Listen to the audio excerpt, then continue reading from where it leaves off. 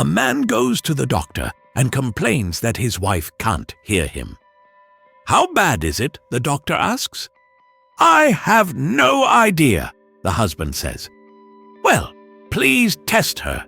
Stand 20 feet away from her and say something. If she doesn't hear you, get closer and say the same thing. Keep moving closer and repeating the comment until she does hear you. That way, we'll have an idea of her range of hearing loss." So, the man goes home and sees his wife in the kitchen chopping up vegetables for dinner. From 20 feet away, "What are we having for dinner?" No answer.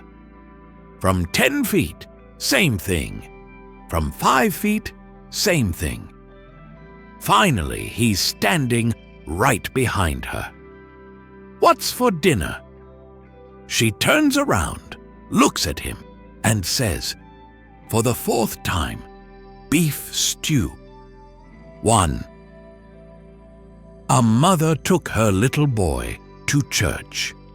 While in church, the little boy said, "Mommy, I have to pee."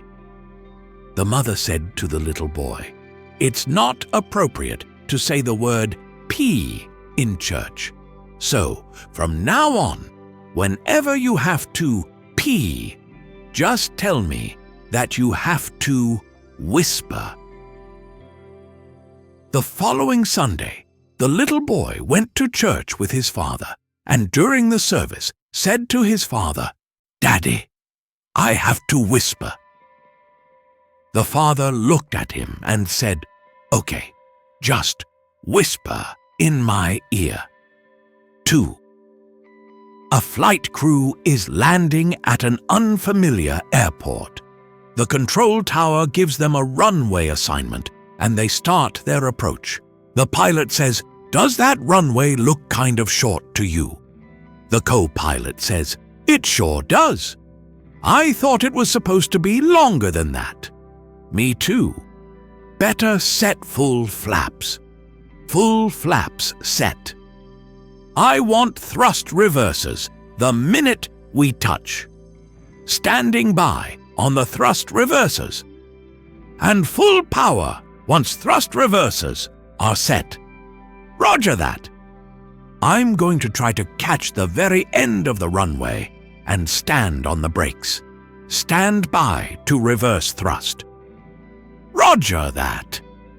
They touch down, blast the thrust reversers, stomp the brakes, and just manage to get the plane stopped before it runs off into the grass. "God in heaven!" panted the pilot. "That was the shortest runway I've ever landed on." His co-pilot says, "Yeah, but look how wide it is." 3. Harold and Al were on a small chartered airplane when the pilot suddenly had a heart attack. "Don't panic!" cried Harold heroically. "I'll land this baby." Seizing the controls, he headed for the runway at LaGuardia Airport and began wrestling the diving plane to the ground. Just as the wheels touched the ground, Al screamed, "Red lights! Right in front of you!" Immediately, Harold threw the engine in reverse and jammed on the brakes, bringing the plane to a violent stop just inches from the edge of the lights. "Brother," he puffed, wiping his brow. "That sure was a short runway." "Yeah," agreed Al, looking side to side. "But look how wide it is." 4. 3 old ladies, Gertrude, Maud, and Tilly, were sitting on a park bench having a quiet conversation. Suddenly, a handsome young man, dressed only in a trench coat, approached them from across the park. He was holding his coat together with his hands and didn't seem to be wearing anything underneath it. The young man came up to the ladies, stood right in front of them, and opened his trench coat in one quick motion, revealing his naked body. Gertrude immediately had a stroke. Then Maud also had a stroke. But Tilly, bless her heart, being older and more feeble, couldn't quite reach that far. 5. I took out my wallet, extracted $10, and asked, "If I give you this money, will you buy some beer with it instead of dinner?" "No, I had to stop drinking years ago," the homeless man replied. "Will you use it to go fishing instead of buying food?" I asked. "No, I don't waste time fishing," the homeless man said. "I need to spend all my time trying to stay alive." "Will you spend this on hunting equipment?" I asked. "Are you nuts?" replied the homeless man. "I haven't gone hunting in 20 years." "Well," I said, "I'm not going to give you money. Instead, I'm going to take you home for a shower and a terrific dinner cooked by my wife." The homeless man was astounded. "Won't your wife be furious with you for doing that?" I replied, "Don't worry about that. It's important for her to see what a man looks like after he has given up drinking, fishing, and hunting." 6. It's late autumn, and the natives in a remote village in the Amazon asked their new chief if the coming winter was going to be cold or mild. Since he was a chief in a modern society, he had never been taught the old secrets. When he looked at the sky, he couldn't tell what the winter was going to be like. Nevertheless, to be on the safe side, he told his tribe that the winter was indeed going to be cold, and that the members of the village should collect firewood to be prepared. But being a practical leader, after several days, he got an idea. He went to the phone booth, called the National Weather Service, NWS, and asked, "Is the coming winter going to be cold?" "It looks like this winter is going to be quite cold," the meteorologist at the NWS responded. So the chief went back to his people and told them to collect even more firewood in order to be prepared. A week later, he called the National Weather Service again. "Does it still look like it is going to be quite a cold winter?" "Yes," the man at National Weather Service again replied. "In fact, it's going to be a very cold winter." The chief again went back to his people and ordered them to collect every scrap of firewood they could find. 2 weeks later, the chief called the NWS again. "Are you absolutely sure that the winter is going to be very cold?" "Absolutely," the man replied. "It's looking more and more like it is going to be one of the coldest winters we've ever seen." "How can you be so sure?" the chief asked. The weatherman replied, "The natives are collecting a lot of firewood." 7. There was a Catholic priest, rabbi, and Baptist minister. One day, the priest went to get a haircut. After the barber cut his hair, the priest wanted to pay him. The barber said, "Oh no, I will not accept any money from a man of God." So the next day when the barber went to open his shop, he saw a loaf of bread with a thank you note. Well, the rabbi came for a haircut. Again, the barber said, "Oh no, I will not accept any money from a man of God." So the next day, the barber went to open his shop and found a bottle of wine and a thank you note. Well, the Baptist minister came for his haircut.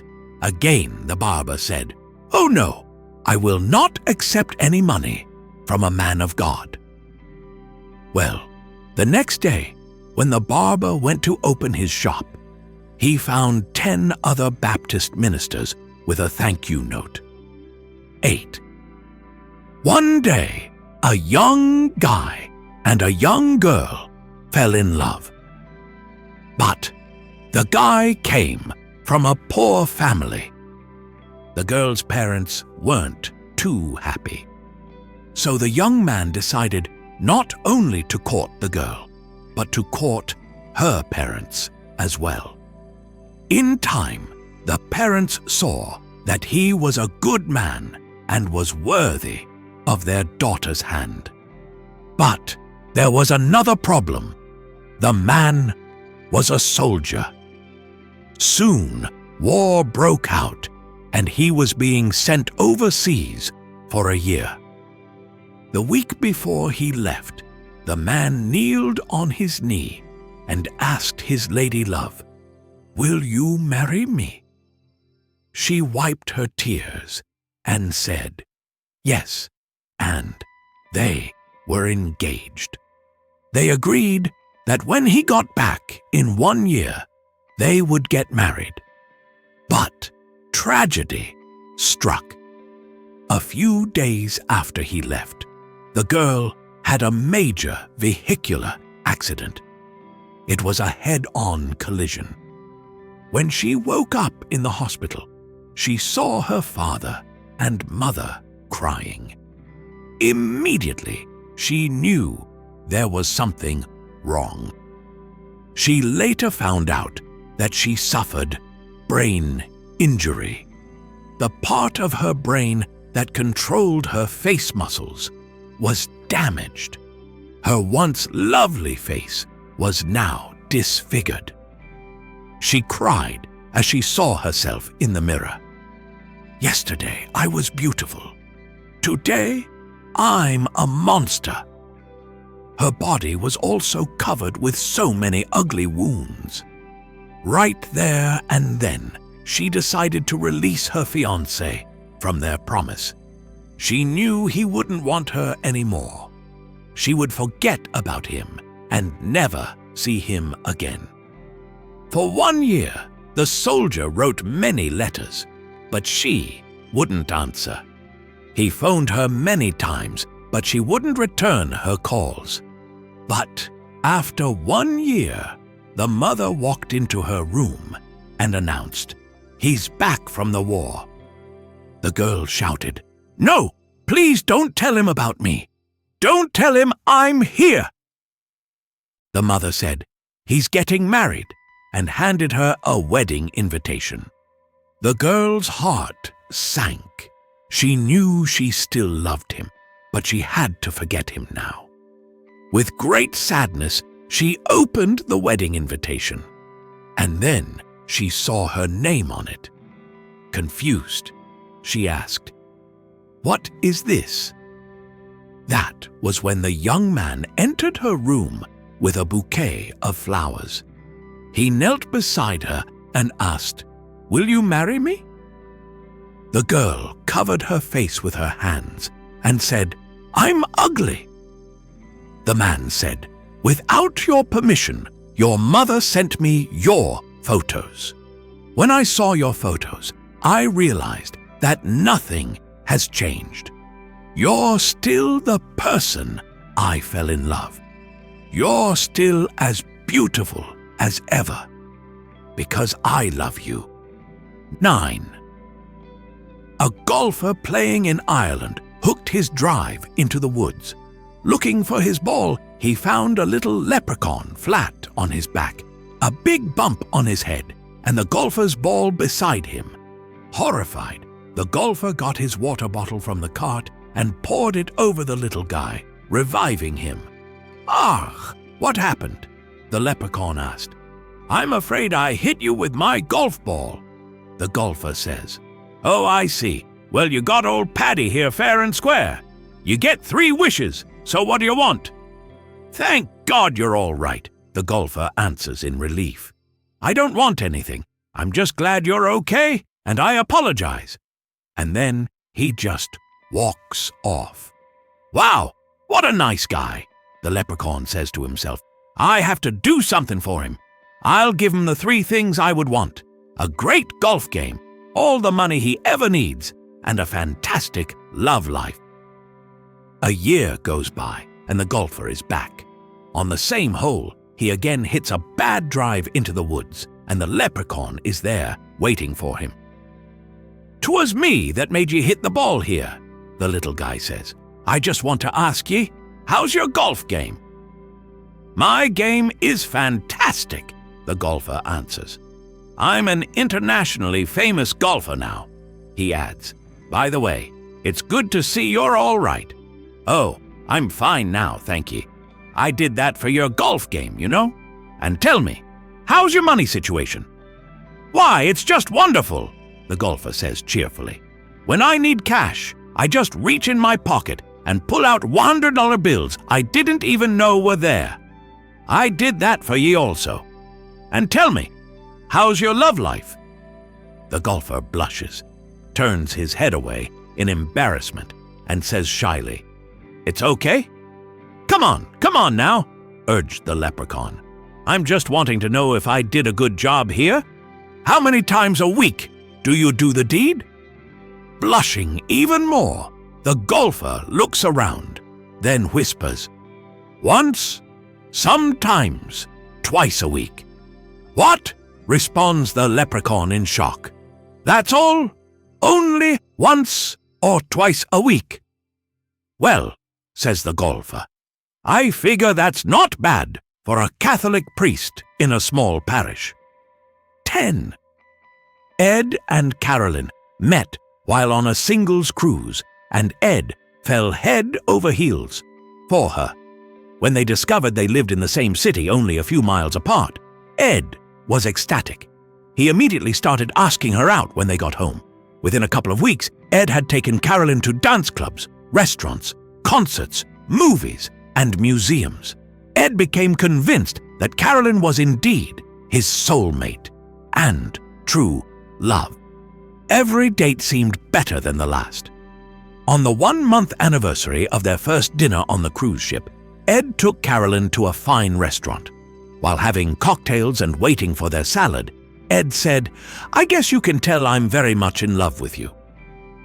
I'd like a little serious talk before our relationship continues to the next stage. So, before I get a box out of my jacket and ask you a life-changing question, it's only fair to warn you that I'm a total golf nut.